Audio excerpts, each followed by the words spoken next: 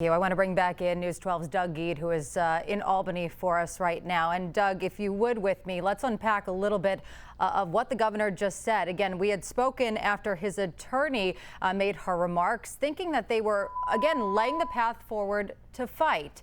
The governor saying his instincts were to fight, that he felt this was politically motivated and something that he could come out of on the other side. And then in the same speech, saying that it would be too long of a process, it would distract too much, and that resignation is what needed to be done. Your thoughts on that, please? Yeah. Well, Tara, I just want to say my initial thought was exactly 1 week ago, almost to the hour, I was where you were, sitting on the anchor desk, because Letitia James said that she was going to make an announcement. Really, no one thought it was going to be the results of her report. We thought that would have leaked out. So sitting at the anchor desk, and all of a sudden she started right away. Our investigation concluded that Governor Cuomo broke state and federal law. He groped women. He committed crimes. And when all of that was over, I just said on air, wow. I didn't know what else to say, but that was stunning. And I have to say, I would say wow right now.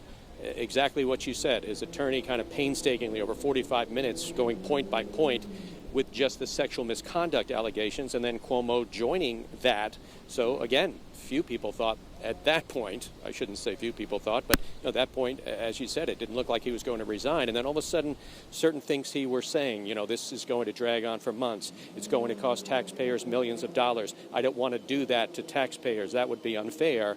Suddenly I'm like, uh-oh, the light's going off.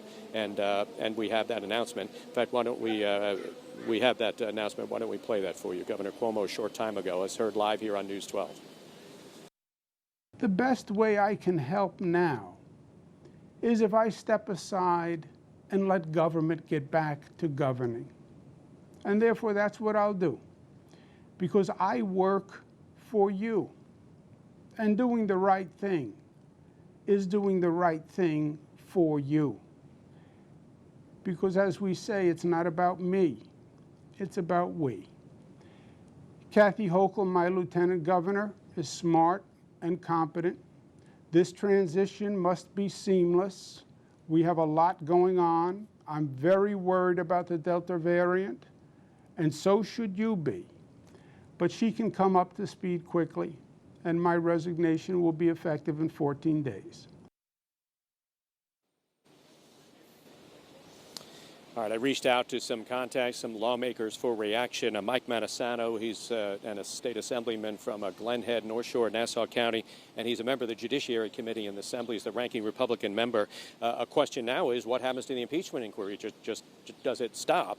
And what he said to me is, I believe we should still continue with the impeachment investigation until he actually steps out from office. I believe what his lawyer did today was an affront to all the victims of sexual abuse and assault. And it shows once again it's about him and not about the people. And we will continue, in my opinion, to pursue the impeachment until he physically leaves office. That is Mike Manisano, Assemblyman, member of the Judiciary Committee. But, of course, you still have criminal investigations. You have the feds looking at different things. So, all of that part still at play. But clearly now, Tara, what his attorney was doing and what Cuomo was doing in the beginning part of his talk was to kind of soften public opinion. To try to refute things, keep the doubt in the minds of members of the public. What he was doing there, not necessarily for members who were looking to impeach him, but it was more for public opinion, because right now the clock starts ticking on his legacy and how he'll be remembered here in Albany and around the state.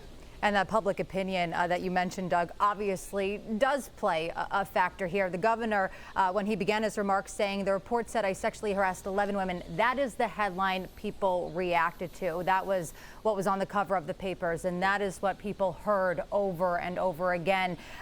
Him feeling that there were serious issues and flaws, that there was bias in the justice system that he says should concern many people. But a line I thought was very interesting, Doug, if you'll stay with me, is when he said, in my mind, sure, I never crossed the line with anyone, but I didn't realize the extent to which the line has been redrawn. Again, you're in Albany right now. Does this change things for Albany as a whole, for our elected officials, be it him or those below?